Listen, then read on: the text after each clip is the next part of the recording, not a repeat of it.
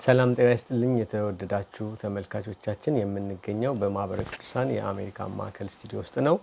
በዛሬው የውይይታችን መርሃ ግብር ላይ አንድ መምህር በዚህ በስቱዲዮአችን ጋብዘናል። ሊቀ ኃይላት ፍሬሰው ደምስ ይባላሉ። ሊቀ ኃይላት ፍሬሰው ደምስ በደብረ ኃይል ቅዱስ ገብርኤል ቤተክርስቲያን የስብከተ ወንጌል ኃላፊ ናቸው። ከእሳቸው ጋር በሳምንታዊ ውይይታችን የተለያዩ የቤተክርስቲያናችንን ጉዳዮች እያነሳን ውይይት እናደርጋለን። ጤና ይስጥልን። ሊቀ ኃይላት በጣም ነው የማመሰግነው ዛሬ እንግዳችን ሆነው እዚህ ስቱዲዮአችን ድረስ ስለመጡልን። በዚህ በሳምንታዊ የዛሬ ውይይታችን ላይ አንዳንድ ነገሮችን እያነሳን እንድንነጋገር ፈልገን ነው እንግዲህ ያደረግነው።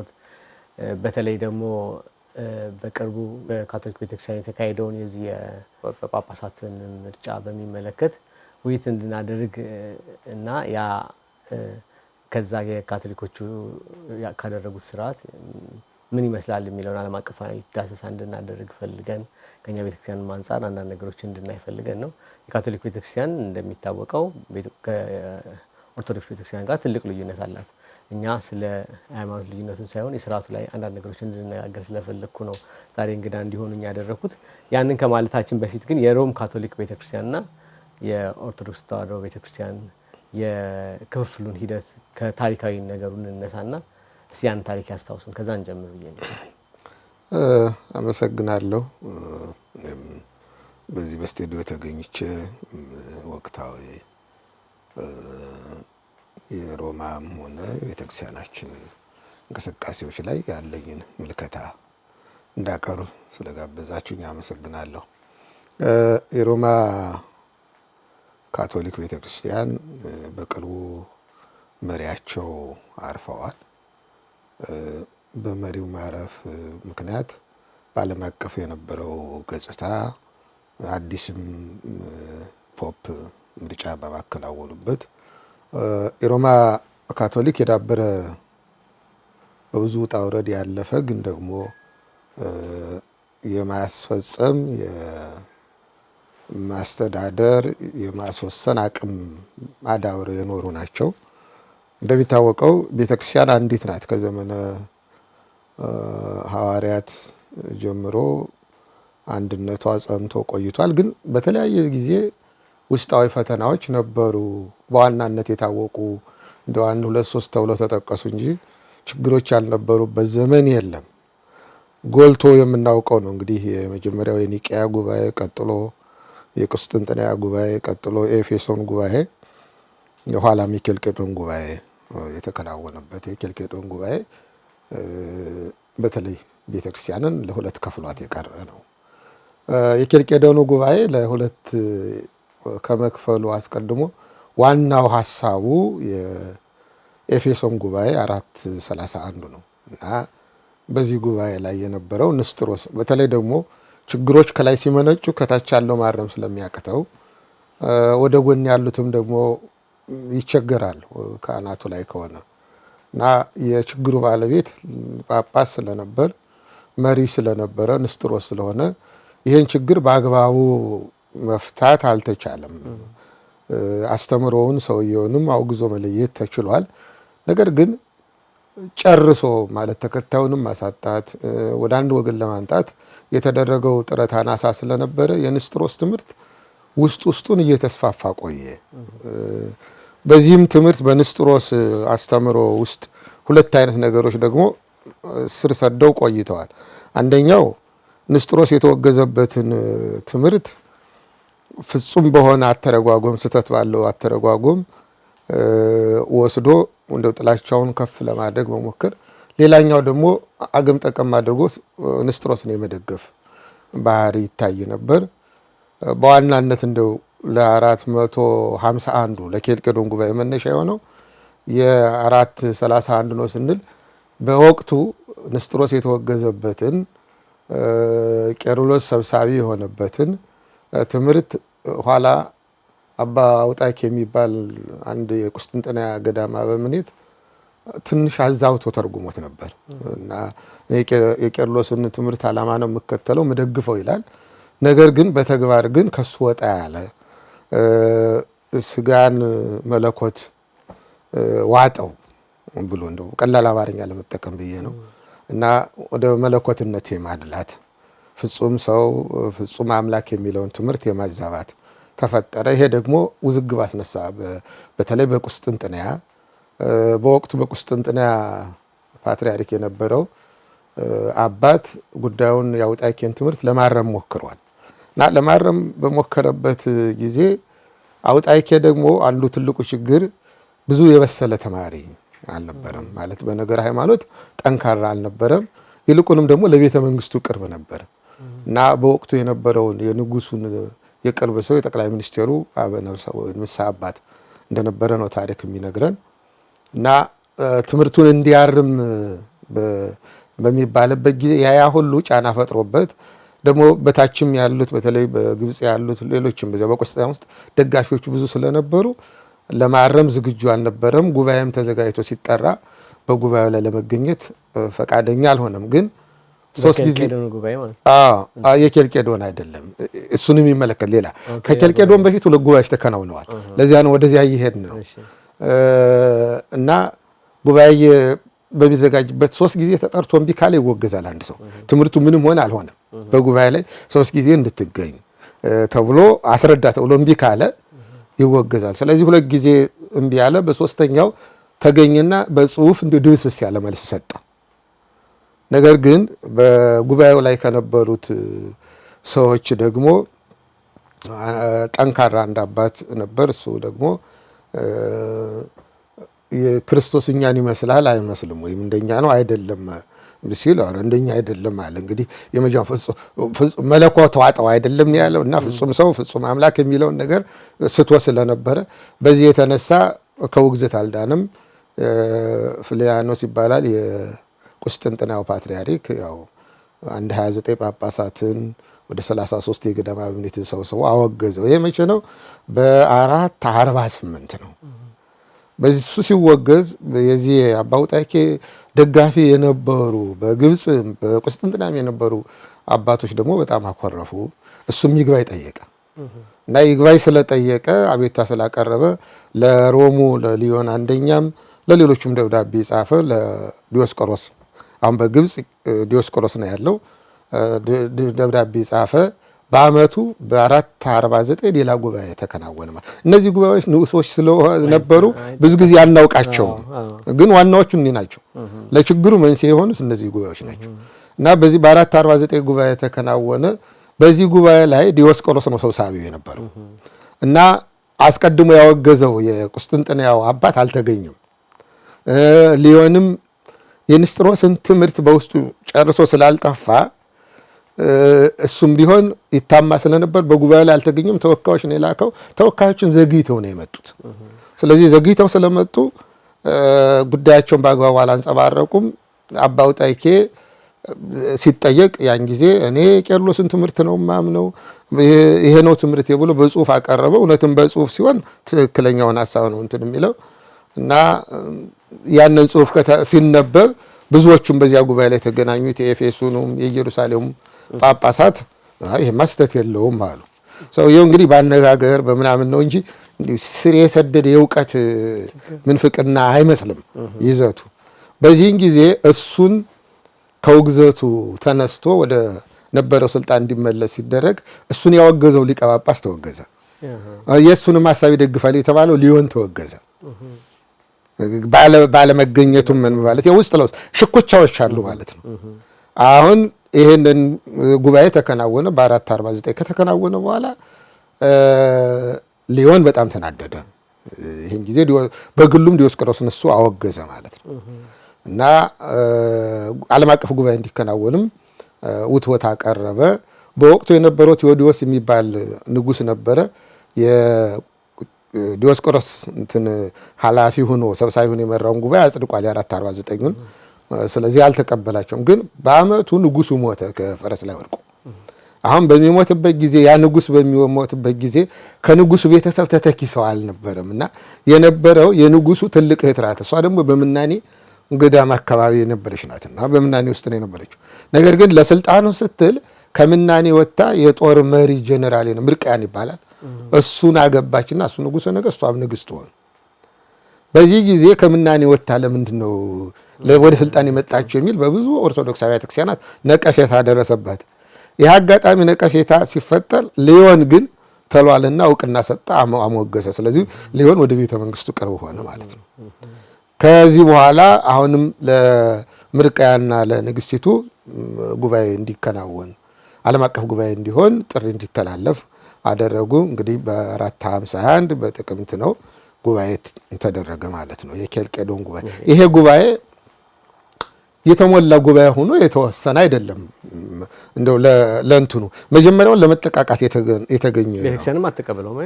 ቤተክርስቲያን አትቀበለውም ብቻ ሳይሆን ጠቅላላ የጉባኤው እንትን የመጠቃቃት ነው። መጀመሪያ በቀል አለ፣ ሐቂም አለ እኮ። አሁን እኛ ሃይማኖቱን ሁለት ባህሪ ስላሉ እንዲህ ስለሆኑ ብለን በሚል ብቻ ነው እንጂ የሰዎቹ መጣላት ነው ጉዳት ያመጣው። ሽኩቻ ነበር እና በጉባኤው ላይ ንጉሱም ንግስቲቱም ተገኝተዋል። በአጋጣሚ ንጉሱም ንግስቲቱም በተገኙበት የእስክንድሪያው ፓትርያርክ በቀኝ ነው የሚቀመጠው፣ የሮሙ ደግሞ ፖፕ በግራ ነው። ከዚህ ያላቸው ደረጃ የመቀመጫ እንትን አላቸው። በዚያ ጉባኤ ላይ ግን ንጉሱም ንግስቲቱም በተገኙበት ጉባኤ ሲከናወን ዲዮስቆሮስ ተከሳሽ ነውና መቀመጥ የለበትም አሉ። ተደራጅተው ነው የመጡት እነዚያኞቹ። በዚህ አጋጣሚ ደግሞ አውጣይኬን ያወገዘውም ፍልያኖስ የሚባለው ጳጳስ ሞተዋል እና በአስደድቦት ምናምን የሚል የራሱ የሆነ ታሪክ አለው። ስለዚህ በስሜት የመጡ ሰዎች አሉ። በስሜት የመጡ ሰዎች አሉ። ቀደም ብሎ የተወገዙትንም ዝም ብሎ በትእዛዝ መጥተው ተሳተፉ ተብለዋል እና ጉባኤው ተጀመረ። ጉባኤውን ከከፈቱ በኋላ ወደ 18 የጉባኤው መሪዎች ባለስልጣናት ሰይሙ ንጉሱ። ከዚያ በኋላ አልተገኘም። ከዚያ በፊት እንግዲህ እንደሚታወቀው ሌሎቹን ጉባኤያት የመሯቸው ቤተክርስቲያን አባቶች ናቸው። እነዚህ ግን 18 ሰዎች ተቀመጡ። በጣም ብዙ ክርክር ተደረገ። ዲዮስቆሮስም ተከራካሪ ሆነ። አውጣይኬን ከውግዘት የመለሰበት ምክንያት አውጣይኬ የመሰከረውን አለ። ቃለ ጉባኤው የሚታይ በዚያን ጊዜ ወሰን ነው አለ። ግን በጉባኤው ላይ አብረው የወሰኑት ብዙዎቹም ደግሞ ካዱት። እኛ ዝም ብለው ነው ያስፈረሙ፣ ዝም ብለው አልተገኙና እና ብዙ ውዝግብ አስነሳ። ይልቁኑ ከመንግስት የተወከሉት ሰዎች ትንሽ ተቸገሩ። ማለት ባላንስ ለማድረግ ሞክረዋል ታሪክ እንደሚነግረን። ነገር ግን አልሆነም። ሊዮንንም ተሳድቧል፣ አውግዟል። ያው በጉባኤ ለመገኘቱ ብለው ስላሉ የሊዮንም የጻፈው የሃይማኖት ችግር አለበት፣ ይኸው ጽሁፉ ይታይ በቃለ ጉባኤያችን ሰፍሯል ብሎ ቃለ ጉባኤው እንዲነበብ አደረገ። መርምሩት አሉ። በዚህን ጊዜ ተደራጅተው ስለመጡ የሊዮንም ስህተት እንዳይታይ አልገባንም፣ ጊዜ ይሰጠን እናንበው አሉ እና ስብሰባው ለ5 ቀን ተቋረጠ። አሁን ለ5 ቀን ከተቋረጠ በኋላ የ5 ቀን ሳይሞላ እንደገና እነዚያን የመንግስት ተወካዮች ሳይኖሩ ጳጳሳቱም ተሰባሰቡ፣ በራሳቸው ተሰባሰቡ። በዚህ ጊዜ እንግዲህ ከንጉሱም ከንግስቲቱም ቅራኔ ውስጥ ስለነበረ ሌሎችም ደግሞ ቅራኔ ስለነበረ የዲዮስቆሮስ በቁም እስር ላይ ነው የነበረው፣ በጥበቃ ስር ነው ያለው እና ወደ ጉባኤ አሉት። እንዲህ ሰብሳቢዎቹ የት አሉ? ይመጣሉ? አልመጡም። አንድ ጊዜም አሉት፣ 2 ጊዜም አሉት። እነሱ ሳይኖረ 3 ጊዜ አልመጣም አለ እና በሌለበት አወገዙት ማለት ነው። አወገዙት። ያው እስረኛ ሆነ። ከዚያ በኋላ ከዚያ በኋላ በግብፅም እነሱ ለመሾም ሞክረዋል። እነሱን ሀሳብ የሚከተል ግን ግብፃውያን አልተቀበሏቸው። ሌሎችም እና እንግዲህ የክፍፍሉ መንስኤ ሃይማኖቱ እንዳለም ቢሆን በዋናነት የግለሰቦቹ ሽኩቻ፣ ጣልቃ ገብነት፣ ራስን አለማሸነፍ ግን ለሁለት ለመክፈል ምክንያቱ ነው ማለት ነው። ከዚያ በኋላ ካቶሊክ በመንግስታዊም ስለነበር ዓለም አቀፋዊ ህዝብ ምናምን የምለው ነገር መነሻው የተደራጀውን አካል ይዘው የሚሄድ አቅም ፈጠሩና ልዩነቱ ይሄ ነው። እንደው ቀለል አድርገን ስናው ለማለት ከዛ ነው የጀመረው የሮም ካቶሊክ። ከዚያ ከ451 በኋላ ካቶሊክ ህዝባዊ የሚል እንግዲህ ከኦርቶዶክስ የሚለው ስያሜ በኒቂያ የመጣ ነው፣ ርትዕት ለማለት ነው። አሁን ግን ካቶሊክ ማለት ዓለም አቀፍ ለማለት ነው። ዓለም አቀፍ ነን እኛ፣ በሁሉ የኛ ነው፣ ሁሉ የኛ ነው የሚለው ያው ካቶሊክ የሚለው እንግዲህ ከኦርቶዶክሱ ከስሙም ጭምር የሚበልጥ ስም አግኝተናል ብሎ ነው የተለዩት ማለት ነው። የጳጳሳት የሮም ካቶሊክ ፓፓ የሚሰጠው ቦታና በእኛ በኦርቶዶክሳዊ ዘንድ የሚሰየመው ፓትርያርክ ደግሞ ልዩነት አለው። ምንድነው? በተለይ ለምሳሌ ኦርቶዶክሳውያን ሲኖዶሱና ለጉባኤው ትልቅ ቦታ ይሰጣል ከፓትርያርኩ ይልቅ ማለት ነው። እነርሱ ግን ለፖፑ የተለየ ነገር ይሰጡታል። ያ መሰረታዊው ነገር ምን ሆኖ ነው? እንግዲህ እነሱ የሮማ ፖፕ ከፍተኛ ነው። በሌላ ሁሉ ጣልቃ እየገቡ ይገዙ ነበር። በተለይ በ12ኛው በ13ኛው መቶ ክፍለ ዘመን የነበሩ ጳጳሳት እኒህ ፖፖቹ በሌላ ሀገር ያለውን መንግስት እስከ መቀየር ይደርሱ ነበር። አቅማቸው ቀላል አይደለም። አሁን እስከ 1059 በዚህ በፖፕ ምርጫ እንኳን ምዕመንም ይሁን ካህንም ይሁን ምንም ይሁን ገብቶ ተሳትፎ ነበር የሚመርጠው። 1059 ላይ ነው ወደ ካርዲናል መራጮች እነዚህ ብቻ እንዲሆኑ ወደሚል እንትን የተባለው እና ካርዲናሎች ወደ ስልጣን ሲመጡ አቅም ያላቸው እንደዚህ ሃይማኖቱ ብቻ ያላቸው አይደለም፣ አቅሙ ያላቸው ማለት ገዥነት፣ ዓለም አቀፍ ገዥነት ባህሪ እና ይታይ ስለነበረ ያ ነው። ወደ መጽሐፍ ቅዱስ ስንመጣ እንግዲህ እነሱ የጴጥሮስ መንበር ወራሽ አይደለን ነው የሚሉትና በምድር ያሰርከው ሰማይ የታሰረ በምድር የፈታው ሰማይ ፍጹም አብሶሉት ፍጹም የሆነ ስልጣን አለን ነው እና ስለዚህ አይሳሳትም። ግን ቀስ በቀስ የተገነባ ነው። በአንድ ጊዜ የመጣ ግን አይደለም። አሁን የፖፑ ስልጣን በአንድ ጊዜ የተገኘ አይደለም። በዚያ ውስጥ በጣም ከፍ ያለ ዝና ያላቸው ካቶሊክ ዓለም አቀፋዊ እንድትሆን በየሀገሩ ያሉ ለምሳሌ በየሀገሩ ያሉ ጳጳሳት ከሀገሩ መንግስት ጋር ወግነው እነሱ ካቶሊክነትን እንዳለም ቢሆን ለመለየት ማስተዳደር ሲሞክሩ የዚያን ሀገር መንግስት ጣልቃ እየገቡ እንዲወድቅ ሁሉ ያደርጋሉ እና እንደዚህ ያደርጉ ነበር። አቀቷቸው የቀረ እንግሊዝ ላይ ብቻ ነው። እንግሊዝ ኤጲስኮፓል ቸርች የሆነው አልታዘዝ ብሎ ነው እና ሌላው ሀገር ላይ ግን በጣም እንትን ነበሩ። ስለዚህ ስልጣናቸው ግን አንድ ነገር መውሰድ ያለብን በአስተዳደራዊ ስህተት ስራ አይደለም። ለምን እነሱ በጣም ያለቀ ስራ ነው ያላቸው። እያንዳንዱ ነገር ባለሙያ ያለው እና አይሳሳትም ሲባል ምን ማለት ነው? ስራው አልቆ ነው የሚቀርበው። እሱ እኮ ለፊርማ የሚቀርብ ነው። በጣም ተጠንቶ በጣም ተደክሞበት ባለሙያዎች አይቶት እንዲህ በዘፈቀደ የሚሰራው በዘፈቀደ የሚናገረው ነገር የለም። ንግግር እንኳን በዘፈቀደ ለሚዲያ እንዳይናገሩ ህግ አላቸው እኮ ክልክላል። አሁን የቅርብ ጊዜው ሰውዬ ነው ትንሽ ወጣ ያለ ሆኖ የነበር። ለዚያም ብዙዎቹ መሪዎች አይደሰቱም ነው የነበረው፣ ህዝቡ ፐብሊኩ ቢወዳቸው ማለት ነው። ስለዚህ በዚያ የመጣ ነው እና ፍጹምነት ከክህነቱ ጋር የተያያዘ ነው። የበላይነቱን አባትነቱን የሚወስዱት እንጂ አሰራሩ ጠቅላላ እንደውም በእያንዳንዱ ስር ኃላፊነት ያለው በእያንዳንዱ ወደ 7 እርከን አለው እኮ ፖፑ አንድ ነገር ለመፈጸም በዚያ ሁሉ አልፎ ነው እና ደግሞም በነገረ እግዚአብሔር ላይ ለማን ያዳላል ነው። ፖፑ እኮ የመጨረሻው ለነገረ እግዚአብሔር ነው የሚታመኑና ለእግዚአብሔር ነው እንጂ ለምንስ ያዳላልና ስለዚህ የእሱ ውሳኔ ፍጹም ነው ብሎ ማለት መነሻ ሐሳቡ ያ ነው እንግዲህ በእነሱ አባባል ማለት ነው። እኛ ጋር ግን ለቅዱስ ሲኖዶስ ወይ ለጉባኤው የኛ እውነት ነው ለቅዱስ ሲኖዶስ ነው ለመራጩ። አንደኛ ፓትርያርኩም ተጠሪነቱ ለሲኖዶስ ነው የኦርቶዶክስ አብያተ ክርስቲያን። ሁለተኛ ስብስብ ነው የመንፈስ ቅዱስ ወኪል የሚሆነው ግለሰብ አይደለም ነው። ለዚህ ነው ሲኖዶሱ ሲሰበሰብ አንድ ወንበር ለብሶ ምን የመንፈስ ቅዱስ እንደሚያውት አድርገው ከመካከላቸው ሰብሳቢያቸው እንደሆነ አድርገው ነው እውነት ነው ለወቁት አባቶች ሊታዩ ይችላል።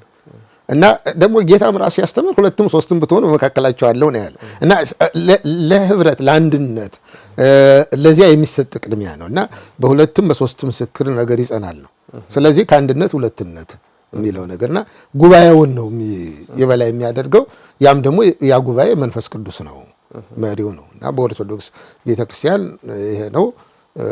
ግን አንድ ነገር መውሰድ አለብን። እነዚህ ነገሮች ቀኖናዎች ናቸው እና አሁን በእኛም ሀገር ቀኖናው ብዙ ለፓትርያርኩ አንዳንድ ጊዜ ከፍ ያለ ስልጣን፣ አንዳንድ ጊዜ ደግሞ ቀነስ ያለ ምናምን ያው የጳጳሳቱ ጉባኤ ስለሚያወጡት ማለት ነው።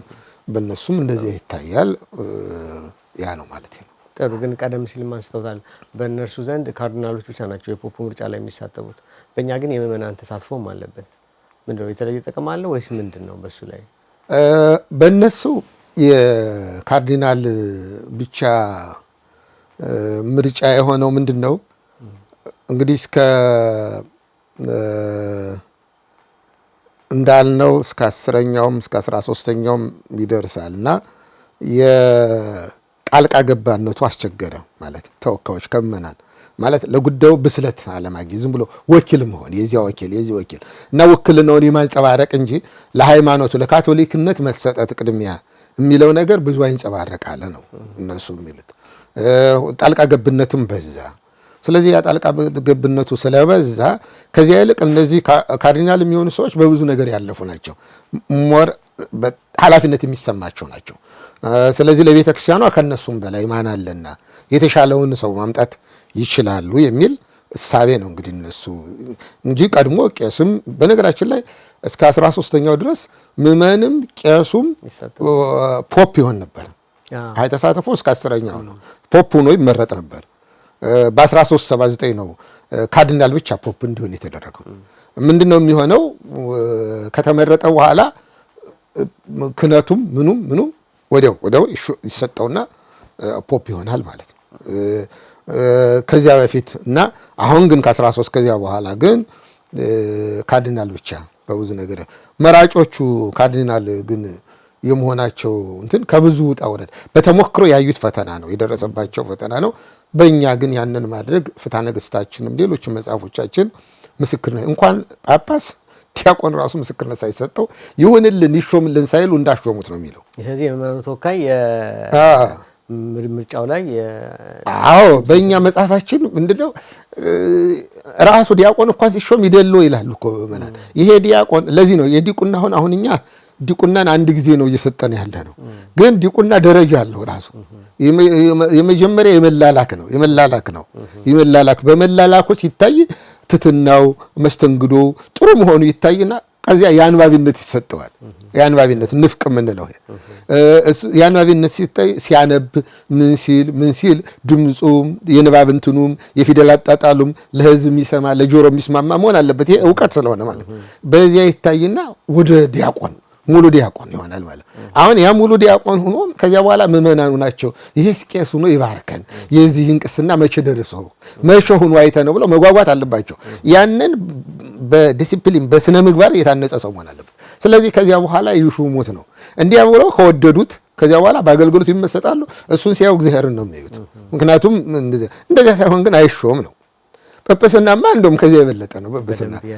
እና ምዕመናን እነሱንም ያገለግል አይደል? እነሱን ለሚያገለግላቸው ካልመረጡት ምን ብለው በስሚስ የሚሆነ እኮና በእኛ ቤተክርስቲያን የምዕመናን የገዳማት አሁን በአሁኑ ገዳማቱ አሉ፣ የአበምኔቶች አሉ። በእኛ ፓትርያርክ ሲመረጥ የምዕመናን ተወካዮች አሉ፣ የወጣት ተወካዮች አሉ። በእኛ ቤተክርስቲያን ፍትሐ ነገሥቱም ያዛል። አሁን ያለው ሕገ ቤተክርስቲያን ይሄ የምርጫ ማስፈጸሚያውም የምዕመናን ተወካዮች እንዲኖሩ ይጋብዛል ማለት ነው። እንግዲህ ምን ያህል ውጤታማ ነው ያንን የምናየው ነው የምንሆነው። ምክንያቱም ያው የሚታይ ነገር ስለሆነ ብዙም ትንታኔ አያስፈልገውም። ግን መጽሐፉ ያዛል። እያንዳንዱን ጳጳስም ሲሾም እንኳን ፓትርያርክ ሕዝቡ ምስክርነት መስጠት አለበት፣ መምረጥ አለበት፣ መውደድ አለበት። በአገልግሎትም ብቁ ሆኖ መፈተሻ መታየት አለበት ማለት ነው እና እንደዚያ ነው። በጣም ጥሩ። ሌላው በካቶሊኩ የፖፕ አመራረጥ ምስጢራዊነት ላይ ትልቅ ምስጢራዊነት ነገር አይተናል። እንደገና የውጭ ተጽዕኖን የመቋቋምን ሁኔታ ተመልክተናል። ይሄንን እንዴት አዩት? እንግዲህ እነሱ ምንድነው በዋናነት በ1268 የነበሩት አባት ካረፉ በኋላ በፈረንሳይና በጣሊያን መካከል ካቶሊክ በአብዛኛው ከፈረንሳይና ከጣሊያን ብዙ አይወጣም ነው የነበረው፣ በተለይ ሹመቱ ማለት ነው። እና በጣም ውዝግብ ይነሳሉ። አንድ አባት እንትን ካለ በኋላ አንድ አባት ለመሾም እንደውም መንበሩን ሁሉ ከሮም ወደ ፈረንሳይ ሁሉ የተወሰደበት አጋጣሚ ነበር እና ብዙ ችግር ነበር። ከዚያ በኋላ እየተሰበሰቡ እንትን ማለት አቃታቸው፣ ማለት መምረጥ አቃታቸው። እየተሰበሰቡ መምረጥ አቃታቸው እና ተማረሩ ምዕመናኑ። ስለዚህ ሲማረሩ የተሰበሰቡበት ቤት ዘጉና ሰዓት መርጦ አትወጧትም አሏቸው። እና ይሄ ቅዱስ አስገዳጅነት ነው። እና ሰዓት መርጦ አትወጧትም አሏቸው። አሁንም ስልጣን ከባድ እኮ ነው። ተዘግቶባቸው ምግቧም ምንም ይሄን ያህል ሁና ተመጥና ሁናም መስማማት አቃታቸው። እና ነገሩ እየተቆጠረ ሳምንት ሲያልፈው 2 ሳምንት ሲሆነው አይ አልና ጣራውን አነሱትና ጣራው ተነሳ። አሁን ብርዱም ፀሐዩም መፈራረቅ ሲጀምር አሁን መርጠን ብንላይ ይሻላል አሉ። ጎርጎርዮስ 10ኛው ተመረጠ ማለት ነው። አሁን ይሄ ነው እንግዲህ ይሄንን ከሆነ የተመረጠው እንዲህ ከሆነ የውጭ ጣልቃ ገብነት በጣም ረብሾናል። የመጨረሻ ለመምረጥ የዘጋ ነው እኛ ብቻቸውን ስለሆኑ። ስለዚህ ይሄ ጥሩ ተሞክሮ ነው የሚለው በ1276 ይሄን አሁን ያለውን የምርጫ ማስፈጸሚያ ወደ 800 ዓመት ጨረሰበት ማለት እና ይህንን አወጣ። ከዚህ በኋላ ያው ያላቸው ከብዙ ነገር ታቅበው ማለት ነው ወደ ምርጫው ሲገቡ ከሰውም አይገናኙም። ይብን የሚመገቡት ምግብ ቦታ ላይ ምግቡ ተዘጋጅቶ እነዚያ እንኳን ጥለው ይወጣሉ። እነሱ መተው ተመገበው ከሄዱ በኋላ መተው ያነሳሉ። ሁለቱ እንኳን አይገናኙም ማለት ነው። ከዚያ በኋላ ደግሞ አንድ ሰው መገናኛ ነገር የላቸውም። ለውጭ ያወሩ እከሌ ምረጡ እከሌ እንዳትመርጡ የሚያሰኝ ነገር። ለዚህ ነው አሁን በቅርቡ የፓትርያርክ ምርጫ ተመልክተናል፣ የፖፑን ምርጫ ተመልክተናል። ብዙ ግምት የተሰጣቸው ሰዎች አይደሉም የተመረጡት። የተገመቱ ትልልቆች ነበሩ ግን አይደለም። እና ደረጃም የአሜሪካኑን ማንም አልጠበቃቸውም። ለዚህ ነው በጣም እንትን የሆነው ነገሩም። ስለዚህ ሞከሩ። ያው ምርጫው ተከናወነ ማለት በዘግተው ቤቱን በየቀኑ የምርጫውን ውጤት የሚነግራቸው እንኳን ሰው እንዳይሆን ጭስ እንዲሆን ምልክቱ ከጨሰ መርጠዋል፣ ነጭ ካልጨሰ አልመረጡም እያለ ሰው አሁን ወሬ ማነፈንፍንም አልፈለግም፣ ጭስ ማየት ነው የፈለገው። አሁን የድምፅ አልባ ሆነ ማለት ነው። አዋጁ ይታወጃል፣ እንትኑ የለም። እነሱ ደግሞ 2/3 ድምፅ አሁን በዓለም ዙሪያ ወደ 252 ካርዲናሎች አሏቸው። በአሁኑ ምርጫ ላይ የተሳተፉት ወደ 135 የሚሆኑ 34 እንደዚህ 33 ይላሉ። እነዚያ ናቸው። ለምንድን ነው ሌሎች ያልተሳተፉት? ከ80 ዓመት በላይ የሚለው ህግ ወጥቶስ ነው። ከ80 ዓመት በላይ ያሉት መምረጥ አይችሉም እና ብዙዎቹ ካርዲናሎች እድሜያቸው ትልልቅ መሆኑን በዚህ እናውቃለን። እድሜያቸው ሚዛናዊ አስተያየት ላይ ሰጡ ይችላሉ በሚለው ከ80 ዓመት በላይ ቢሆን እንግዲህ ያው ከ80 ዓመት በላይ አንደኛ በስብሰባው ለመታደም ምንም ለማለት ብዙ እንትን ለማድረግ ይቸገራሉ። መርሳትም ምን ለማለትም ሊመጣ ይችላል። ምክንያቱም በጽሁፍ እኮ ነው ከሌ መርጫዋለሁ ብሎ ነው የሚያስቀምጡት። በአሁን ምንድን ነው የሚለው ጽሁፍ ይዞት ጽሁፋቸውን ፊደል አጣጣላቸው እንዳይጠቀሙ ነው የሚለው እንጂ በጽሁፍ ነው የሚያስቀምጡት። ከሌ መርጫለሁ ነው የሚሉት። እንግዲህ 2/3 ድምፅ ተገኝቶ ከተቆጠረ በኋላ ሰውየው ያን ጊዜ ማን እንደሆነ ከታወቀ በኋላ እሱ ይጠየቃል። እሱ ተጠይቆ እሺ እስማማለሁ ካለ ወደ አዋጅ ይሆናል ማለት አላቸው። የራሳቸው ፕሮግራም አገላለጽ ያው ጭሱ ቀድሞ ይገልጻል። ስለዚህ እንዴት ነበረ፣ ምን ተመረጠ፣ ማን ተመረጠ፣ ከሌ ምን ተናገረ ከሚለውም ወጥተዋል። ለምን በቃ አንድ ነገር ካወቅከው በኋላ ወሬ የማወቅ ፍላጎት ራሱ የለም። ሳታውቀው ነው። በሹክሹክታ ከሆነ ነው እንዴት ተመረጠ ማን ተመረጠ የሚለውን። ጭሱ ተመርጧል። ሰውየው ሞቶ ከተናገረ በኋላ እንደዚያ ነው። አሁን በልምድም ደግሞ አሁን አዳበሩ። እነሱ ምንድነው ያዳበሩት? ከምርጫ በኋላ አንደኛ ይምላሉ። በምርጫው ውስጥ የተከናወነ የሚምሉት ለዚያ ጊዜ ብቻ እኮ ያለው ለእድሜ ልካቸው ከሌን ስንመጥ እንዲነበር ብለው አያወሩም። እንዲነበር ብለው አያወሩም። እንዲህ ነው ብለው። ስለዚህ ምስጢራዊነቱን በጣም እንትን ሆነ። አሁን ባህልም ሃይማኖትም ሆኖ ለነሱ ማለት 800 ዓመት ቀላል አይደለም። ስለዚህ በዚህ የተነሳ እንትናቸው ውጤታቸው እነሱም ቢሆን ያልጠበቁት ውጤት ነው የሚያገኙት። ራሳቸውም ቢሆን እኮ ነው የግድ ነው። እርግጠኛ ነኝ አንድ ቀን እኮ ወደ 4 ጊዜ ምርጫ አከናውነዋል። አሁን ምንድነው ለ2 ቀን ይሞክራሉ። ጠዋት 2 ጊዜ ከሰዓት 2 ጊዜ ካልሆነ 3ኛውን ቀን እንደገና ሲንጸልይ ብለው ይጸልያሉ እና ድርሻ ሰጥተዋል በእውነቱ። ከዚያ በኋላ ደግሞ ጸልየም ቢገልጽ እንደገና እያሉ ነው የሚቀጥሉት። አሁን ግን በሁለተኛው ቀን ነው እንትን ያሉት። ስለዚህ የነሱ ጥሩነት ያለው ይመስላል ለራሳቸው ለኛ ወደኛ ስንመጣ የራሳችን የተሻለ ነገር አለ። እኛ እናምጣው። እኛ ጋራ ብዙ እየታዩ ያሉ ችግሮች ብዙ ናቸውና ይሄንን ውይይት የምናደርገው እነሱ በሃይማኖት ተሻሉ ናቸው የሚል ይዘት ይዞን አይደለም። ግን የምንኖረው በአንድ ዓለም ስለሆነ ስርዓታቸውን ስናይ ስርዓታቸው ምን ይመስላል የሚለውን ለመዳሰስ ነው እንጂ በሃይማኖት ያለን ልዩነት እንደተጠበቀ ሆኖ ማለት ነው። ስለዚህ ወደኛ ስናመጣ እኛ አሁን መንፈሳዊ አባት መምረጥ አክብቶናል። የዘር ክፍፍሉ ሌሎች ነገሮችን ብዙ የያዙን ጉዳዮች አሉና እንዲህ ምስጢሩን የጠበቀ የሌላ አካል ተጽዕኖ የሌለበት ፍትሃዊ የሆነና መንፈሳዊ የሆነ አባት ለመምረጥ ከዚህ ምን እንማራለን የሚለው እንደናይ ነው። እንግዲህ እኛ አሁን 68 ዓመት እድሜ ነው ያለን፣ እድሜያችን ማለት ነው። እነሱ እንኳን በካርዲናል ደረጃ ብቻ ምርጫውን ለማከናወን ጀምረው ወደ ስኬታማ ለመድረስ 100-300 ዓመት ጨርሶባቸዋል። ከዚህ ከቤት ዘግተው ተጽዕኖ ፈጥረው ምን ብለው ጎልጎሪ ከተመረጠ ደንብ ካወጣ በኋላ ነው የተሻለ የሆነው ማለት ነው። እኛውን የአንድ ሰው እድሜ ነው። ተሞክሮ ብዙ ላይኖረን ይችላል። ሁለተኛ ደግሞ እኛ የመጣንበት መጀመሪያ ስታብሊሽ የሄድንበት የመጀመሪያውን ፓትርያርክ ያመጣንበት መንገድ ደግሞ ራሱ ያ ደግሞ የራሱ የሆነ ነገር አለው። ለምን በንጉሠ ነገሥቱ ጥረት ነው ኢትዮጵያ ውስጥ ሲኖዶስ ለማቋቋም እንትን የተባለው የተቻለው ማለት ነው። ከፍተኛ አስተዋጽኦ ሊቃውንቱ ንጉሠ ነገሥቱን ጎትጉተዋል። ንጉሠ ነገሥቱ ደግሞ በዲፕሎማሲ ብዙ ጥረት አድርገዋል።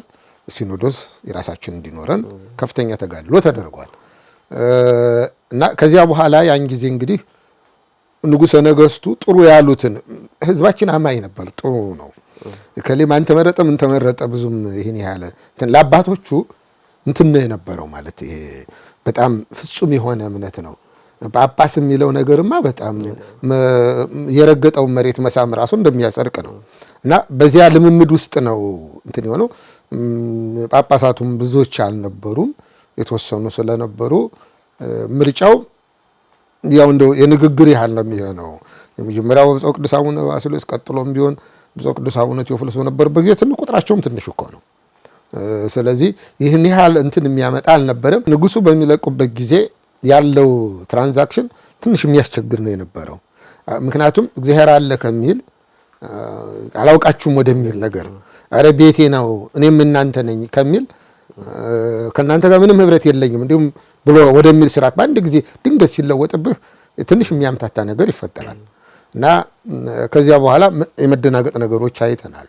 ለምሳሌ ብፁዕ ቅዱስ አቡነ ቴዎፍሎስ በህይወት እያሉ በእስር ቤት እያሉ ጳጳሳቱ ደግሞ ወደ ሌላ መሄድ እንዲህ አይነት ነገሮች እናያለን እና በእኛ ከባድ ነው። ከዚያ በኋላ እየቆየ ሲሄድ ደግሞ እንደ ማህበረሰብ አንድ ነገር ከማህበረሰብ ውስጥ የሚወጣ ነው እና መንፈሳዊነት አሁን መንፈሳዊ አባት ያጣ ነው መንፈሳዊነት ስለጠፋ ነው። ለመንፈሳዊነት የሰጠነው ዋጋ ራሱ ስላነሰ ነው። የግድ መንፈሳዊነት ዝም ብሎ የሚመጣ አይደለም፣ ከህብረተሰቡ መካከል ነው የሚወጣው። የህብረተሰቡ ደግሞ ለመንፈሳዊነት ዋጋ መስጠት አለበት። ብልጣብልጥነትን፣ ጮሌነትን፣ ማስመሰልን ዋጋ እየሰጠ ከሄደ መንፈሳዊነት በራሱ እየቀጨጨ ቢኖር እንኳን የማይታወቅበት ደረጃ ይደርሳል ማለት መንፈሳዊዎቹ እየራቁ ይሄዳሉ፣ ብልጣብልጦቹ ወደፊት ይመጣሉ። ስለዚህ አሁን እኛ ያንን መንፈሳዊ የምንለውን ሰው ራሱ መንፈሳዊ ሰው ለመምረጥ እይታው ራሱ ከብዶናል። አሁን እንደብዞናል። ሰውን የምናይበት መነጽር ነው። አንተ እይታ ነው እኮ በአይንህ የምታየው ነገር በውስጥ የሳልከው ነገር ነው። አሁን እኛ ሃይማኖታዊ አሁን እንግዲህ ሃይማኖት ደንበር የለውም፣ ቋንቋ የለውም። የሃይማኖት ሰው ስትሆን ቋንቋ ሃይማኖት ነው፣ ደንበርም ሃይማኖት ነው። የዚህ ሀገር የከሊ ሀገር አይደለም የምትለው ቋንቋን ያስፈልግ ለመግባባት ነው። ደግሞ አንተ ካመንክ ያንተ ቋንቋ ሌላውን ያስተምራል። ትምህርት እኮ ገጽታም ጭምር ነው፣ ዝም ብሎ ስብና ነው ስታየው። አንዳንድ ሰዎች ስታያቸው ዝም ብሎ ደስ የሚሉ አሉ፣ የሚማርኩ ሰዎች አሉ አይደል? ከዚያ ነው የሚጀምረው። በንግግርም ቢሆን እግዚአብሔር መንፈስ ቅዱስ ይገልጽልሃል አንተ አማኝ ስትሆን። ለዚያ ነው ቅዱስ ጴጥሮስ በአንድ ጠዋት ተነስቶ በራሱ ቋንቋ ነው ሲናገር የነበረው። 72 ቋንቋ ሰው ሰምቶታል። ትምህርትን እውነተኛ ሲሆን ተርጓሚው መንፈስ ቅዱስ ነው። ስለዚህ መንፈስ ቅዱስ ይተረጉማል። እኛ ግን ትምህርትን በቋንቋ ጭምር ለካ ነው ማለት ነው። ያ ከአማኝነት ወጥተናል። አሁን አማኞች እየሆንን አይደለንም ነው። አማኞች ስንሆን ነው እና አማኞች ስንሆን ከዚያ በኋላ መንፈሳዊነት የሚከተለው ከዚያ መንፈሳዊ ሰውን የመምረጥ ባህሪ አሁን ወደ ወንዝ ወስደ ነው፣ ወደ ቋንቋ ወስደ ነው፣ ወደ መንደር ወስደ ነው ማቆሚያ የሌለው በሽታ ውስጥ እየገባን ነው ማለት። ያም ሆኖ ግን አባቶች የሉም የሚያዝኑ የሉም ማለት አይደለም። ይሄም ደግሞ ቴክኒካል የሆነ ዘዴ ምናምን ደግሞ መጨመር የሚያስፈልግበት አለ። አንዳንዶቹ አባቶች ጠንካራ የሆነና ዘዴው ችግሩን ውስብስቡን ያለመዱት የማያውቁት ታሪክ መጣባቸውና በአንድ ጊዜ ያን መፍታት አልቻሉም። ለምሳሌ አባቶች በገዳም ሊመረጡ ሲሉ ጠፍተው ስለሚሄዱ አስቀድሞ ይታሰራሉ። ታስረው ተሹመዋል ከተባሉ በኋላ ግን አይሄዱም። ያው ጸሎተ ማርያም ከተደገመዋል እንትን ነው እነ ሊሾሙ ሲሉ እና እምቢ ሲሉ ነው የሚታወቀው። አንሾም ሲሉ ነው የሚታወቀው። ይሄ በአንድ ጊዜ አንሾምም እያሉ ለገዳባ መሬትነት እምቢ እያሉ አባቶች ሲሄዱ የሚታወቅ ታሪክ በአንድ ጊዜ ተመልሶ እኔን ሹሙኝ የሚል ሰው ሲመጣ ያስደነግጣል። ዝግጁም አይደለም። ኧረ አንተ አትሾም ለማለት እኮ ይሄ የአእምሮ ዝግጅት የለም፣ ትደነግጣለህ። እና አሁን የሚያስደነግጥ ነገር ገጥሞናል።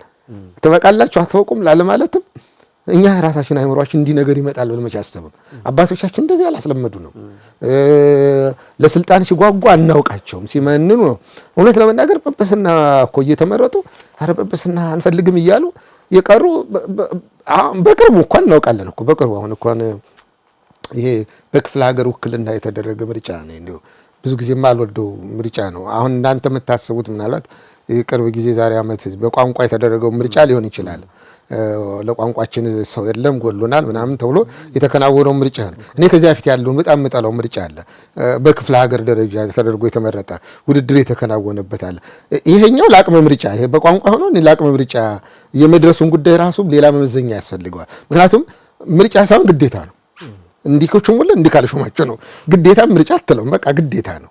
ከዚያ በኋላ በሰዎቹ ላይ እግዚአብሔር መንፈስ ቅዱስ አድሮ ይሰራል አይሰራም እሱ ሌላ ነገር ነው። ግን ምርጫ ማለት በነጻ ፈቃድ የምታከናውነው ነገር በነጻ ፈቃድ በጎደለ በፈለግከው አድርገህ የምታደርገው ነው። ምርጫ ካላደረጋችሁልን እንዲህ ይሆናል ብለህ ተደራድረህ የምሾመውን ምርጫ አትለውም። በቃ ሹም ነው ተሹሟልና ከዚያ በፊት የነበረው ግን በክፍለ ሀገር በምናምን ሆኖ ተወዳድረው እንደዚሁ ወደ 15 ነው ምናምን ሰው ተመርጧል። እና አሁን እየወደቅን ነበር። ያን ጊዜ ነበር ነገሮችን እንትን ማለት መቃወም የነበረብን። አሁን ቀጥሎ በቋንቋው ሲመጣ ነው ማለት ጀመርን። እና በዚህ ልምምድ ውስጥ እንግዲህ ያላየነው ነገር ግን ያን ጊዜም ከነዚያ በክፍለ ሀገር ከተመረጡ አንድ ኢየሩሳሌም የነበሩ አባት ተመርጠው እምቢ ብለው ቀርተዋል። ታስታውስ እንደ ኢየሩሳሌም የነበሩ አባት አልፈልግም ብለዋል። እና ሰው የለም ማለት አንችልም አለ በዘመኑ በብዙ ጊዜ ብዙ አባቶች አሉ። እና እንደው እኛ አሁን እያየን ያለ ነው እነዚህ ካልተሾምን ብለው ፖለቲካውንም ህዝቡንም ሴት ወይዘሮውንም መሳሪያ አድርገው የሚሄዱትን አይደለም። እነሱን በማየታችን ካልሆነ በስተቀር ብዙ አባቶች አሉ አሁንም ድረስ ምን ያልበቃው የሚሉ አሉ። ግን ፊት ለፊት ላይ እነዚህን ስላየናቸው እንሳቀቃለን። መንፈሳዊነትም ቀጨጨና ሹሙኝ እንዲያው ሸልሙኝ ምናምን መንፈሳዊነትን ሊያመጣ አይችልም። የመጀመሪያው መንፈሳዊነትም ለዚያ ነው እኛ መንፈሳዊ ሰው ለመሾም የምንቸገረው።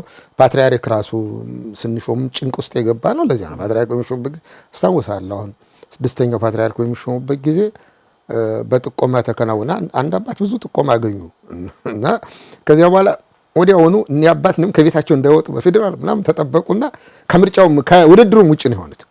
ይሄ ሰውኛ እጅ እንደሆነ በግልጽ ታያለና አሁን በሰው እጅ እየሆነ እያየህ እግዚአብሔር መንፈስ ቅዱስን ብለህ ማጠየቅ አችልም። ግን እግዚአብሔር መንፈስ ቅዱስ አንድም በሌላም ይሰራል በሚለው ታምናለና እኛ መንፈሳዊነት ስለቀጨጨብን ነው።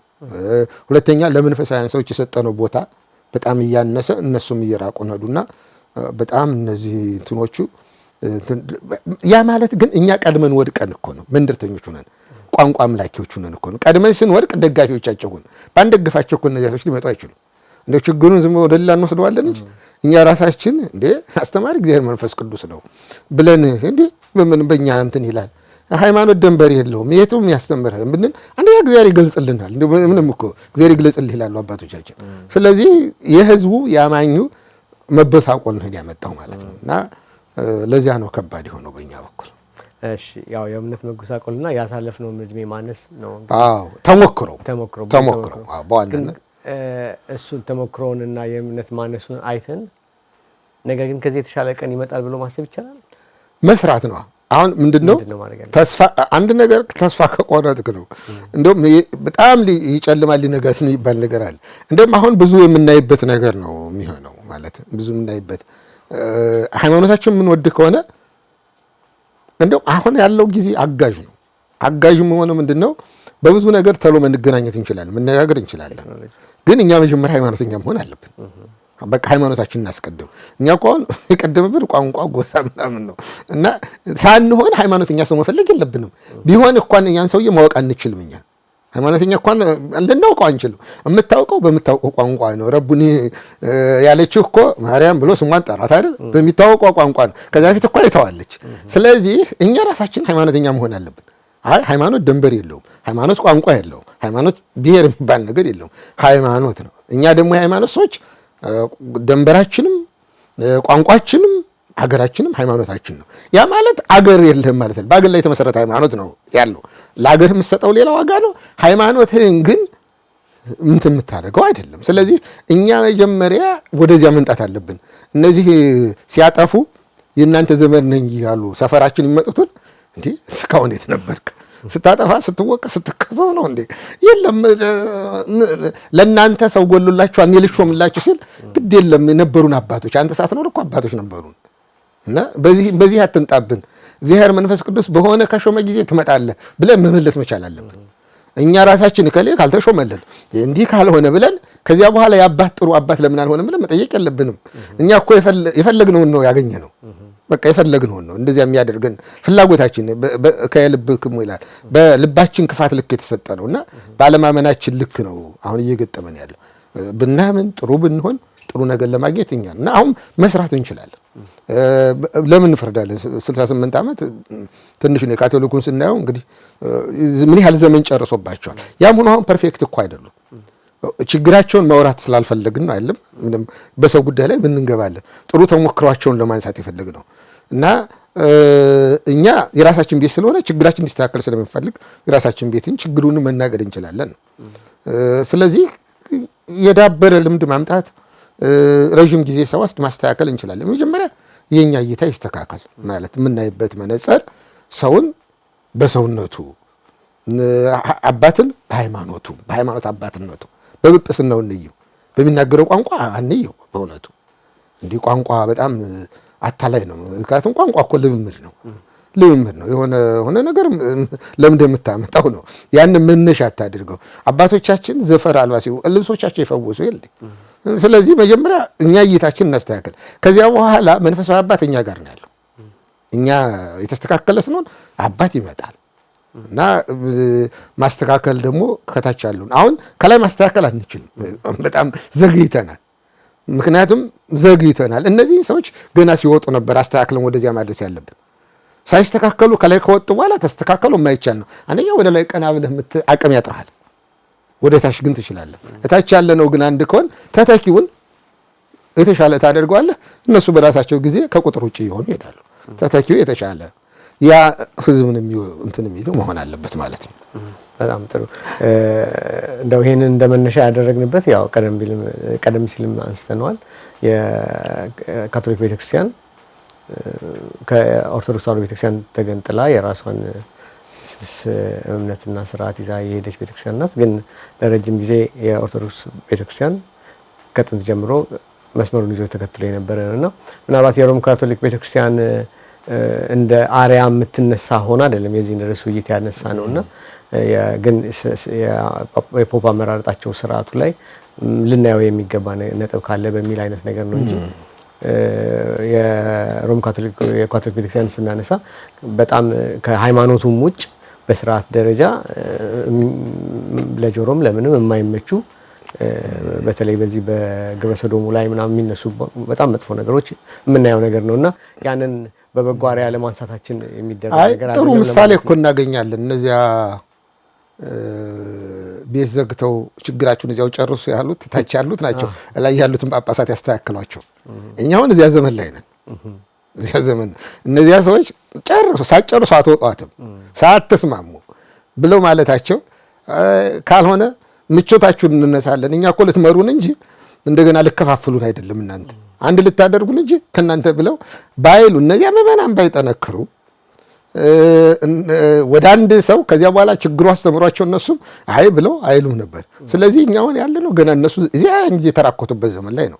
አሁን እኛ ማንሳቱ ይጠቅመናል። ለምን እንደሚጠቅመን እኛም ለካ ድርሻ ይኖረናል። አባቶቻችን ጠንካራ እንዲሆኑ፣ መንፈሳዊ እንዲሆኑ፣ ሚስጥር ጠባቂ እንዲሆኑ እኛም ድርሻ ይኖረናል። እንደው ምን ተባለ እንዲበሉ እያልን እየሄድን ከማስቸገር ይልቅ አይ አንድ ሆናችሁ ሐሳቡንም እኛ እንስማው፣ ብትደባደቡም አንስማው ሲሆን አትደባደቡ፣ አንድነታችሁን ነው የምንፈልገው፣ የእግዚአብሔር ድርሻ ይኑረው እናንተ ብሎ ማለት ተገቢ ነው። ስለዚህ እንደዚያ ካላደረግን አሁን እና ማንሳታችን ልክ ነው። አሁን ያለንበት አሁን እኛ ርክበ ካህናት ነው አይደል? ርክበ ካህናት ነው እና እንደውም ምርጫዎችም ምኖችም ያሉበት ሲኖዶስ ነው። የሃይማኖትም ችግሮች ባለፉት 1 ወር 2 ወር ሲንጸባረቁ የነበሩበት ጠንካራ ውሳኔ የሚጠይቅ ነው እና ስለዚህ ማንሳታችን ጥሩ ነው። የእኛን ድርሻ እናገኛለን ከካቶሊክ ምዕመናን። እንደውም ሊቀ ካህናት በባለፈው የጳጳሳት የዝግ ምርጫ ላይ ለሚዲያ ጳጳሳቱ ስብሰባ እየተካሄደ የሚወጡ ሚስጥሮች ምናምን ሁሉ ነበሩና እንዳሉት ይህንን ጠብቆ እስከ መጨረሻው ድረስ አባቶች አንድ ሆነው የሚያወጡትን ነገር ሁሉም በጋራ ጠብቆ ማቆየት የሚገባቸውን ነገር ያው መልዕክት ለማስተላለፍ ይታወቃሉ። ስብሰባው ላይ ሞባይል ከፍቶ እኔ ይሄን ጥሩ ተናገርኩ ለማለት ተናግሮ ራሱ ቀርጾ ወደ ሚዲያ የሚያወጣ ልጅነት እኮ ነው ወራቱ። ከዚያ በኋላ ደግሞ ከሌን ተናገሩ እያለ እየቀረጸ ስለዚህ የመጀመሪያው ነገር ቢያንስ ሞባይል ስብሰባው ላይ ሲወጡ መናገር ይችላል። ሞባይል እንኳን ጥለው እንዲገቡ ማድረግ ቀላል ነገር ከእንትን ነው፣ ከዜሮ ነው የሚጀመረው። ይሄንን ጥለው ቢወጡ ቢያንስ ሲወጣ አረፍተ ነገሩ ሁሉ ሊጠፋው ይችላል። ያለ አንድ ሰው ሲናገር ዳይጸ ልሳን ይጠቀማል። 70% ነው ጥሩ የሚሆነው፣ ጥሩ ተናጋሪ እንኳን 30% ውድቅ ነው። ስለዚህ በስብሰባ ላይ የሚናገረው የእያንዳንዱ ዳይጸ ልሳን ሰብስቦ ቀርጾ ወጥቶ ቆራርጦ እንትን ከማለት ቢያንስ እንኳን ቢደረግ ጥሩ ሊሆን ይችላል እና ጥሩ ተሞክሯል እነሱ ማለት ነው። እናጠቃለውና ስለ ርክበ ካህናት አሁን ይሄን ውይይት ባደረግንበት ሰዓት ርክበ ካህናት ስብሰባ እየተካሄደ ያለበት ወቅት ነውና ከዛ ምን እንጠብቃለን ከርክበ ካህናቱ? ከዛ ደግሞ ከጠቅላላ ውይይታችን ተነስተን ከጳጳሳት ከካህናት በሲኖዶስ ደረጃ ከምዕመናን ምን ይጠበቃል የሚለውን ይንገሩና እናጠቃለው የዛሬ ውይይታችን። እንግዲህ ከርክበ ካህናት አሁን ቅዱስ ሲኖዶስ ስብሰባ ነው። ያው ብዙ አጀንዳዎች አሉ። እኛ የመጀመሪያው ነገር ጸሎታችን አባቶቻችን ቢያንስ አንድ ሆነው ይወጡ ነው። ይሄ ወደዚህ ጸሎት ያደረሰን ግን ችግሩ ነው ማለት እየመጣን ዕለት ዕለት የሚያስፈራ ነገር ስለምናይ ነው። የሆነ ሆኖ ግን ደግሞ እነሱም ታምራዊ ለውጥ ሊያደርጉ ይችላሉ ማለት እንዴ ይህን ያህል እንዲህ እስከሚሉን ድረስ እኛ ምንድነና ብለው ሊሉ ይችላሉ። ለምን አሁን ምርጫዎች አሉ። ስራ አስኪያጅ፣ የሲኖዶስ ጸሐፊ፣ እነዚህ በየ3 ዓመት የሚደረጉ ዘመናቸው ነውና በጣም ቀድሞ ነገሩ እንትን ይላል ማለት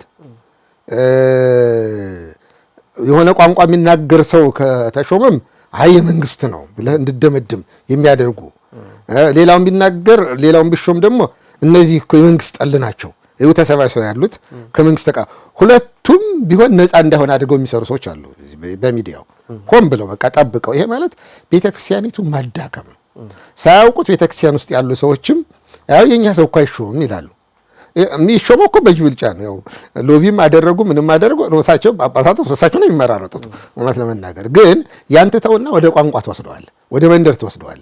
እውነቱን አይ እኔ እኮ ጓደኞቼ ስላላመኑብኝ አልመረጡኝም ማለት ብቁ ነው ስላላሉኝ አልመረጡኝም ማለት ይቀርና በቋንቋ እነዚህ ቁጥራቸው ስለበዛ እኔ ቁጥር ስላልነሱ ቁጥራቸው ስለበዛ ደግሞ እነዚህ የመንግስት ደጋፊዎች አስፈራርተው መረጠን ለህዝቡ ይወጡና ለምን መረጣችሁ ህዝቡ ስል መረጥ ነው በቃ የሚገባው እሱ ነበር ብሎ መናገር እኮ ተገቢ ነው። ከመረጡት ብቻ የእጃቸው ድምፅ ዋጋ አለው። አሁን የሚሰጡት ቁጥር በጀርባ አስፈራሩን ቢሉ እንኳን ፊት ለፊት የሚሰጡት ቁጥር ግን የነሱ ነው ምንም። ሁለተኛ ደግሞ ይሄን ያለ ህይወት የሚያሰጋ ማስፈራራትም አይኖርም እና እውነቱን መምረጥ ነው። አሁን እኔ በጣም የምቸገርባቸው ብዙ ጊዜ ወጥተው ለህዝቡ ስበብ የሚሰጡ አባቶች ነው። እነዚህ ናቸው የበለጠ የሚያሳዝኑኝ። አቅማቸውን መጀመሪያ አንድ ነገር ሁልጊዜ አቅምህን ትጠቀማለህ እና አቅምህን ተጠቅመህ ከዚያ በኋላ አቅምህ ካቃተ በኋላ የሚሆነው ነገር ጥሩ ነው። ግን አቅማቸውን ሳይጠቀሙ ከዚያ በኋላ ህዝበንተኛ ለመሆን ወጥተው ህዝቡን ያቆስሉታል ማለት ያሳዝኑታል። የማይሆን ነገር ይነግሩታል። የማይሆን ነገር ያን ጊዜ ህዝቡ የተሾመውን ሰው ላለመቀበል ቀድሞውኑ አይምሮ በሌሎች አጀንዳዎች ተወጥሮ ከለም እንዲህ ነው ከለም ተብሎ አስቀድሞ ዝግ ሆኗልና ደስተኛ እንደሆነ ሁሉ ያደርጋል። አሁን የካቶሊክ ምርጫ አይታችሁ እንደሆነ ሰውየው ተመርጠው ሲወጡ ህዝቡ ያለቅስ ነበር። በቃ ደስታ ከየት መጣ? ለምንድን ነው? አባታቸው ናቸው የሁሉም። ደንበር የላቸውም፣ ቋንቋ የላቸውም፣ ምን የላቸውም። በቃ የሁሉም አባት ናቸው። ምርጫው እስከሚያልቅ እዚህ አካባቢ እኮ ተቀምጠው የሚመርጠው እግዚአብሔር መንፈስ ቅዱስ ነው። ማን ነበር እግዚአብሔርን የበለጠ ከኛ የበለጠ አድርጎ መንፈስ ቅዱስ ወኪል አድርጎ የሚያስቀምጠው ማን ነበር ይሄ ሰው ብሎ በጉጉት ነው የሚጠብቁት እንጂ የኛ መንደር ሰው ነው ጠፍቷል። ያየ ለዚያ ነው እንትን ሆኖ አለቀሱ። በቃ አላቸው እኮ ጳጳስ እንደሚመረጥ ያውቃል፣ ፓትርያርክ እየተመረጠ እንደማይቀርም ያውቃል። ግን ለነሱ አጓጉታ መንፈስ ቅዱስን ያዩ ያ ተሰርቶ ነው። ለምን አንደኛ ጳጳሳቱ ራሳቸው ሰርተዋል፣ ካርዲናሎቹ ሌሎችም። ካርዲናል ስንል ጳጳሳት ያው በካቶሊክ ጳጳሳቶቻቸው ወደ 5600 አካባቢ ናቸው ቁጥራቸው። ካርዲናሎቹ በአንድ ሀገር ውስጥ ብዙ ጳጳስ የሚመሩ ወይም ደግሞ ተቋማትን የሚመሩ ናቸው እና ይህን ለይተን ነው። አሁን በእኛ ሁሉም ጳጳስ እኩል ነው። እኛ ያውም በእኛም ስርዓት እኮ አይደለም እውነት ለመናገር በእኛም እኛ ቤተክርስቲያን ላይ ዘው ብሎ እንትን አለ እንጂ በደረጃ ነው። አንድ ሊቀ ጳጳስ በስሩ ብዙ ጳጳሳትን ሊይዝ ግድ ነው። ሊቀ ጳጳስ ነው። ሊቀ ጳጳስ የሆነው ለብቻውም አንዲት ግን ሊቀ ጳጳሱ በስሩ እንትና ብፁዕ አቡነ ገብርኤል በረከታቸው ይደርብና ወደ መጨረሻ ላይ ቲተራቸው እንዲያድርገው ነበር። እንዲህ ሊቀ ጳጳሳት ወኩሉን አዳሚያት ምናምን ብለው ነበር አድርገው ነበረ በዚህ በሐዋሳ እና እውነታቸው ነው። በስራቸው መኖር አለበት። ለዚህ እኮ ነው መከባበር የጠፋው እና ጳጳሱ ነው በሊቀ ጳጳሱ ስር ቆይተው ሀገረ ስብከት ኖሮት እንዴት ንዑሳን ሀገረ ስብከት ናቸው። ንዑሳን ናቸው እና ያም ጳጳሱ ሊቀ ጳጳሱን ለመሃል ቢያንስ እሱም ራሱ አንድ እንትን ነገር አለው እና መጀመሪያ ጳጳሱ ነው። ከዚያ በሊቀ ጳጳስ ያ ነው ወደ ይጽናል እንደተሾሙ ወዲያውኑ ትከሻ ከተለካኮ ከባድ እኮ። ለዚህ ነው አንዳንድ ጊዜ አሁን አዳዲስ የሚሾሙት ወንበር ሁሉ ይጠፋቸውና ከላይ ይቀመጣሉ። አሁን በሲኖዶስ በአባቶች እንትን እንደ ሹመታቸው ነው የሚቀመጡት፣ እንደ እድሜያቸው እንደ ሹመታቸው ነው እና እንትን አለው ራሱ ያ ሁሉ ይጠፋባቸዋል ማለት ያው ከዝግጅት ማለት አሁን መሆን ነበረበት። ቢያንስ ጳጳስ ሊሆን ሲል አንድ ዓመት ምናምን ሲሚናር ያስፈልግ ነበረ ማለት ጵጵስና ምን እንደሆነ አቅሙ ምን እንደሆነ ምን ፕሮቶኮል እንዳለ ፕሮቶኮል የሚባል ነገር አማል ምናምን እንደሆነ ያን ሁሉ እና እንዲህ አይነት ትምህርቶች አልተጀመሩም። መሆን ግን በግድ ያስፈልግ ፕሮቶኮልም ስለሆነ ማለት ከምዕመናን ጋር እንዴት መገናኘት እንዳለበት፣ ለምዕመናን ምን መናገር እንዳለበት፣ ለሚዲያ ምን መናገር አለበት ያ ሁሉ ትምህርት ያስፈልጋል። በቀረ እንትን ይሆናል ወጥቶ እንትን የሚለው እና አሁን ያስቸግራል። ልምምዶቹ ገና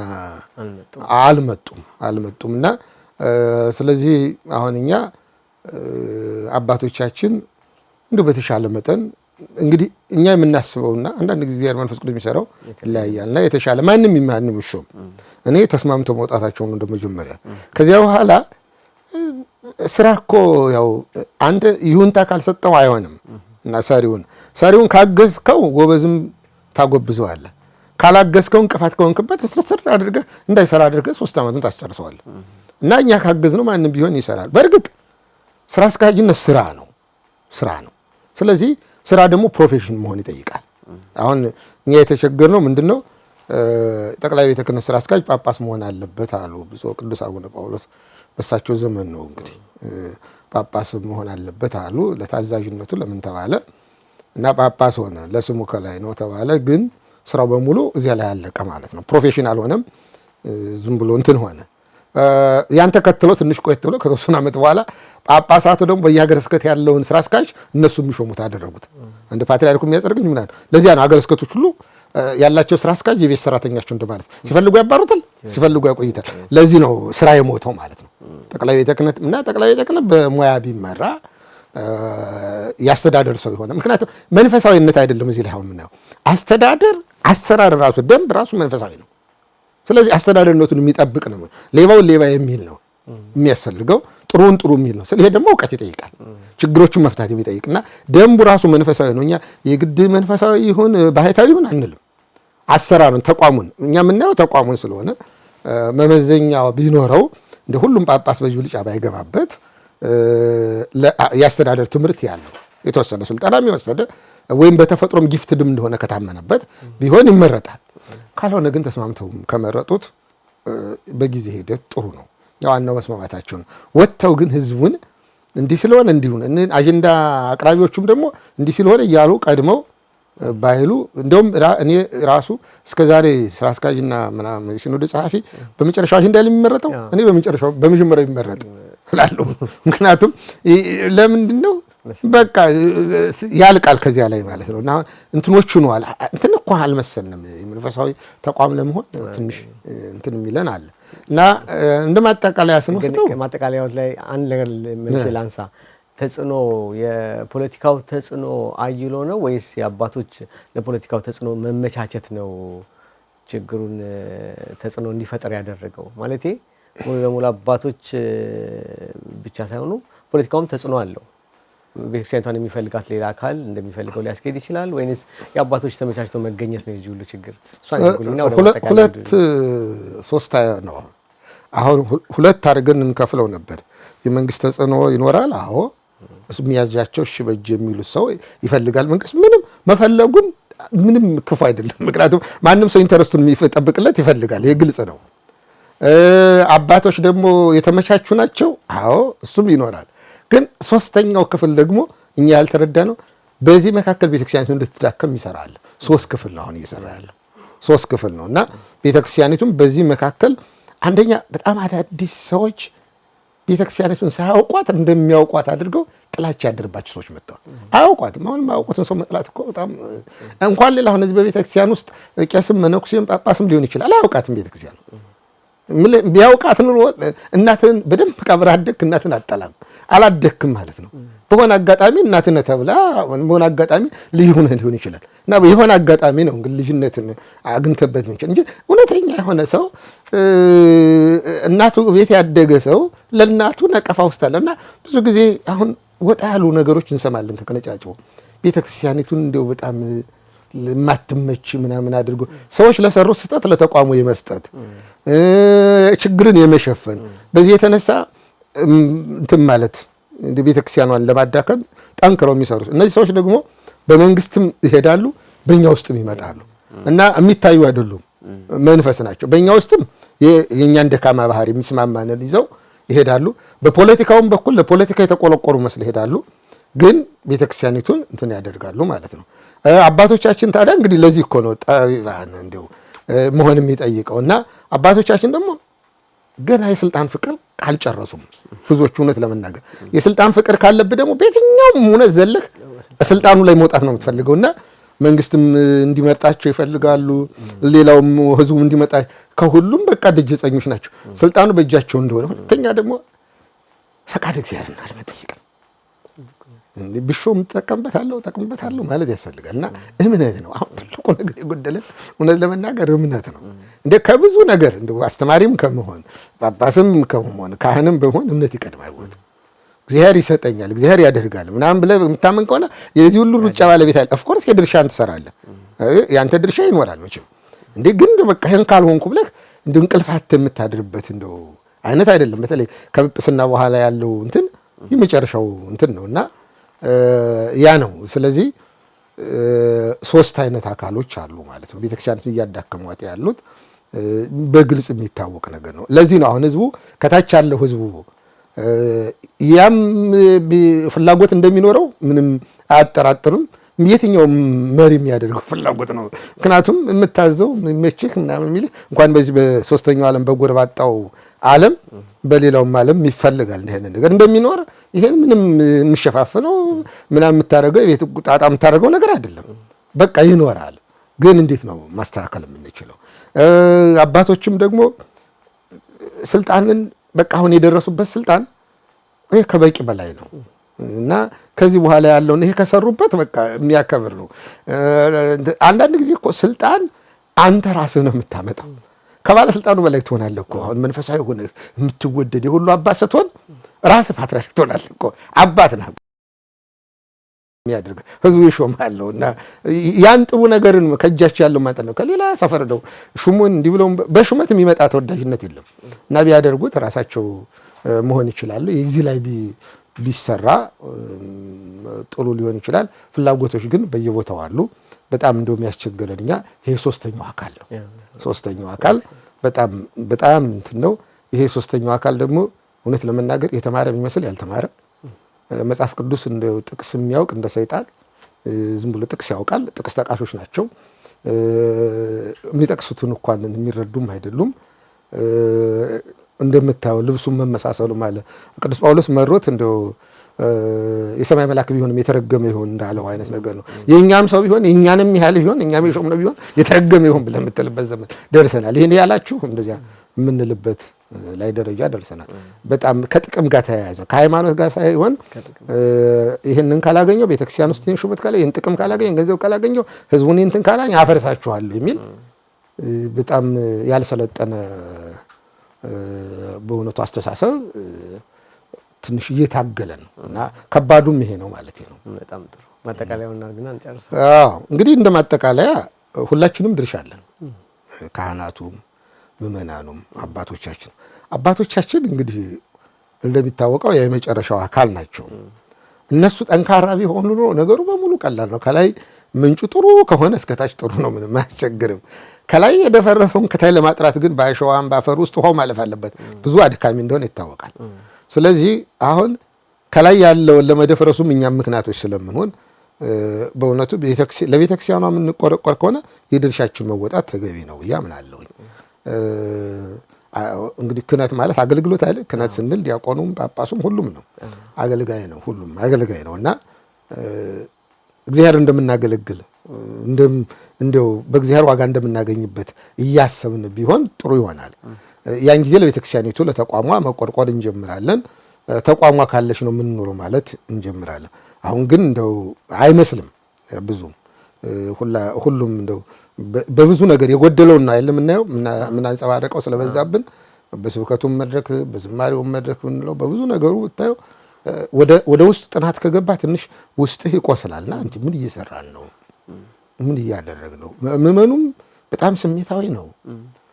በማያውቀው ነገር እንደሚያውቅ ሆኖ ነው የሚፈርደው።